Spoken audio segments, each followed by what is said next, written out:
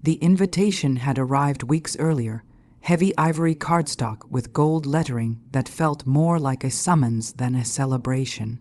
65th birthday gala, it read. My mother-in-law loved the word gala. It implied importance, power, and audience. I told myself to be gracious.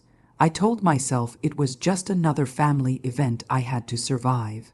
The banquet hall glowed that evening, drenched in warm lights and the kind of artificial elegance meant to impress strangers.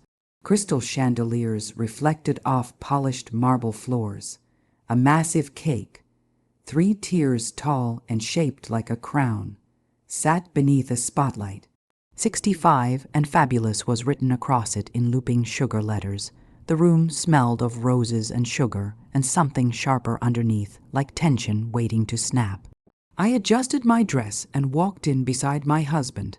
His arm was stiff against mine, not quite pulling away, not quite holding on. That should have been my first warning. Instead, I smiled at relatives, accepted polite hugs, ignored the familiar flutter in my stomach that always appeared when his family gathered in one place. My mother-in-law sat at the head table, regal and radiant, soaking in attention like sunlight. She caught my eye and gave me a brief nod, acknowledgement without warmth. I scanned the table automatically, looking for my seat, and that was when I saw her. She sat beside my husband. Not on the outskirts, not as a guest tucked among cousins or colleagues. She sat in the seat of honor, the chair traditionally reserved for the spouse. Her posture was confident, her hand resting lightly on the table as if she belonged there. She laughed at something my mother-in-law whispered to her, tilting her head in a way that felt rehearsed. For a second, I truly believed I had misunderstood. That maybe the seating was temporary, that maybe someone had made a mistake. I looked at my husband. He did not look back. My chest tightened as applause rippled through the room. My mother-in-law stood, tapping her glass with a spoon, commanding silence with ease earned over decades. The room quieted immediately. Family, she began, her voice smooth and practiced, is everything to me. Tonight, I celebrate not just my birthday, but the people who bring joy and pride into my son's life. Her hand reached out and rested on her shoulder. The room erupted again. Clapping, murmurs, smiles. Some faces turned toward me, curiosity flickering before embarrassment forced their gazes away. I felt every second stretch, each breath heavier than the last. I waited. I waited for my husband to stand, to laugh awkwardly and correct her, to say, "This is my wife." He didn't. His silence landed like a blade between my ribs. Clean, precise, final. In that moment, clarity hit me with brutal force. This was not an accident, not an impulsive cruelty. This was planned, discussed, approved. My humiliation had been part of the celebration. My mother-in-law's eyes met mine across the room. Slowly, deliberately, her lips curved into a small smile. It wasn't loud or dramatic. It didn't need to be. It was the smile of someone who believed she had won.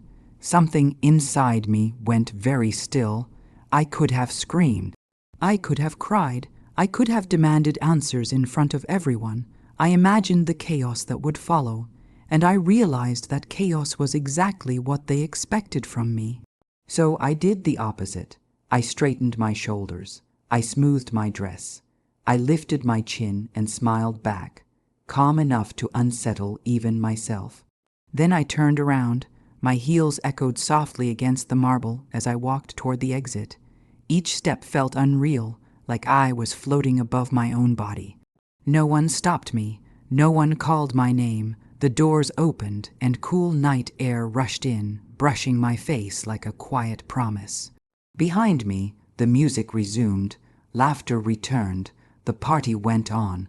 But something irreversible had already happened. I didn't know it yet, but that was the moment my silence ended and my revenge began. Smirking face they thought I left that night shattered, collapsing somewhere in the dark with my pride in pieces. In their version of the story, I was probably crying into my pillow, too weak to fight, too embarrassed to return. I let them believe that. Sometimes the most dangerous thing you can do is allow people to underestimate you. The first night alone was quiet in a way that hurt. No accusations, no explanations. My phone buzzed once, my husband's name flashing on the screen, but I let it ring until it stopped. Silence felt safer than his voice. I sat on the edge of the bed, staring at the wall, replaying the scene again and again. The seat of honor, the applause, his silence. I had spent years convincing myself that endurance was love, that swallowing discomfort was maturity, that being patient would eventually earn respect. Now, stripped of those comforting lies, the truth stood bare and undeniable. I had been tolerated, not valued. Memories surfaced uninvited, holidays where my opinion didn't matter, decisions made without consulting me. Jokes at my expense passed off as family humor. I remembered how my mother-in-law praised my sacrifices in public while dismissing my needs in private. How my husband always asked me to understand, but never asked them to respect me, and still I had given everything. I had put my career on pause so we could build together. I had poured my savings into his business when banks hesitated. I had signed papers without reading closely because trust felt easier than suspicion. I had been proud to support him, proud to stand behind him, proud to believe we were a team. What I didn't realize then was that teams don't bench their own players. The second morning after the party, something shifted. The pain was still there, heavy and sharp, but beneath it was a quiet anger, controlled, focused, alive. I brewed coffee, sat at the table, and opened my laptop. Not to cry, not to stalk social media, to look. I searched through emails, old files, scanned documents I had never bothered to revisit, bank transfers, registration papers, contracts with my digital signature neatly placed at the bottom.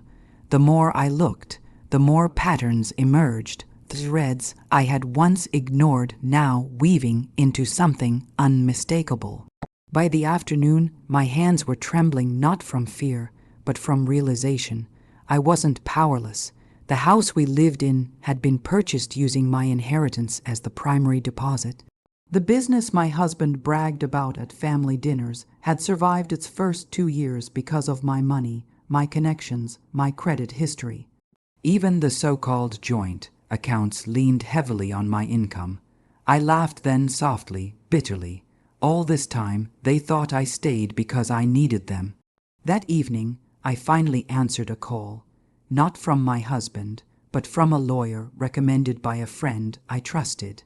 My voice was calm as I explained betrayal, assets, marriage, silence. When I finished, there was a pause on the other end.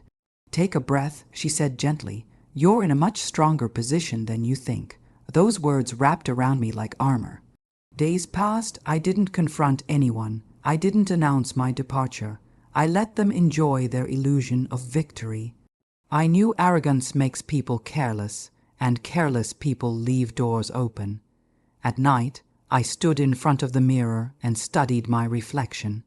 I looked tired, yes, but not broken. For the first time in years, I wasn't trying to make myself smaller to fit into someone else's comfort. They had mistaken my kindness for weakness, my silence for ignorance, my love for surrender. They had no idea who I was becoming. And while they celebrated a future without me, I was quietly preparing a truth they would never forget. By the time they realized I wasn't coming back, it was already too late. Weeks passed without confrontation. I ignored the messages that shifted in tone from confusion to irritation to forced politeness. My husband left voicemails insisting we talk like adults, as if adulthood meant accepting humiliation with grace. I deleted them all. Silence had become my strategy, and it was working beautifully. While they assumed I was licking my wounds, I was gathering proof. Every document told a story they had never bothered to read: ownership records, investment timelines, email threads where I had negotiated contracts while my husband posed as the visionary. I discovered clauses tucked neatly into agreements' protections I had insisted on long ago, back when I still believed in fairness. At the time, they teased me for being too careful. Now, those precautions were everything. The lover, my husband's proud replacement, wasn't just a guest in their lives. She worked for the company. Her name appeared on internal documents, her salary authorized under a code of conduct she had clearly violated.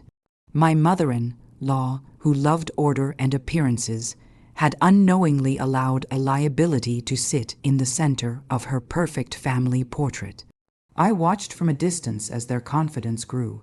Photos appeared online, smiling dinners, vacations, captions about new beginnings, and truth finally winning. My absence had been interpreted as surrender. They believed the story was over. That belief made them careless. Through a mutual acquaintance, I heard my mother-in-law was planning another gathering, a smaller one, intimate, a chance to heal wounds and move forward as a family. I smiled when I heard that. Healing, after all, depends on honesty, and honesty was something they had long avoided. I sent the invitations myself, neutral, polite, impossible to refuse.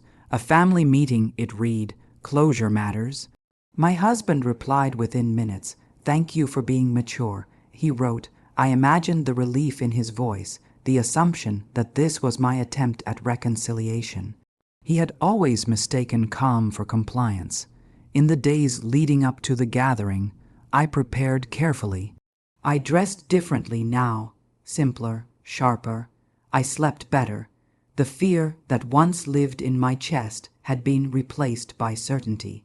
I knew exactly what I was walking into, and more importantly, what I was walking out with. The night arrived quietly. My mother-in-law's home looked the same: immaculate, controlled, heavy with expectation. She greeted me with practiced warmth, her eyes scanning me for weakness. I offered her a polite smile and stepped inside without hesitation. My husband stood awkwardly near the living room, the lover hovering just behind him, possessive and proud. She avoided my eyes. Perhaps some instinct warned her that this moment wasn't meant for her comfort. We sat, tea was poured, small talk floated around the room, brittle and forced. I listened more than I spoke, noting the tension beneath their rehearsed calm. They were waiting for me to break, for tears, for anger, for apologies. Instead, I reached into my bag and placed a slim folder on the table. The sound it made was soft, but it shifted the air instantly. I didn't leave because I was weak, I said, my voice steady.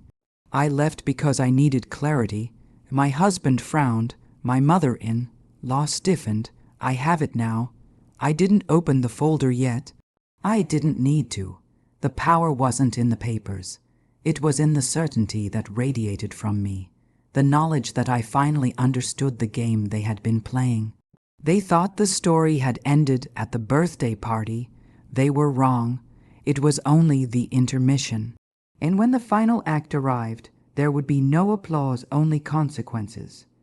The room felt smaller than I remembered, the air thick with the scent of roses and polished wood, the same way it had on that fateful birthday, but this time it was different. I wasn't here as a guest. I wasn't here as someone who had been silenced. I was here as the one holding the truth, and it was heavy, precise, and unstoppable. I placed the folder in the center of the table. Its presence alone made them stiffen. My husband's lover shifted in her chair, her posture rigid, her confidence faltering under the weight of what she didn't yet know. My mother-in-law's eyes darted to me, narrowing in a way that said she could sense the end of the charade, but didn't want to acknowledge it aloud. I didn't come tonight to argue, to beg, or to fight. I began, my voice calm, deliberate. I came to set the record straight. I opened the folder and spread the documents across the table, careful, meticulous. letting each paper fall where it might be noticed. Ownership deeds, investment statements, emails proof of every sacrifice, every contribution, every effort that had been ignored or appropriated. I left your birthday because I refused to be humiliated in front of the very people who should have defended me, I continued. But I didn't leave powerless. I left prepared.